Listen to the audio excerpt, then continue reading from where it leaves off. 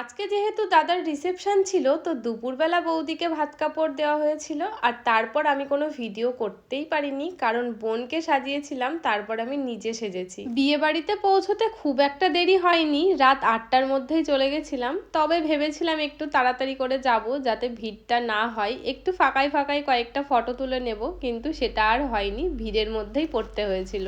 রিসেপশনের দিন যে কি পরা যায় সেটা নিয়ে ভীষণই কনফিউজ ছিলাম আমি, তবে লাস্ট পর্যন্ত মায়ের এই অফ হোয়াইট কালারের শাড়িটাই পরতে হলো, কারণ আমার আর পরার মতো কিছু নেই, মানে আছে অনেক কিছুই, তবে সেগুলো পরে একবার করে ফটো পোস্ট করা হয়ে গেছে। কি আর করা যাবে, আম্বানির মন বলে কথা।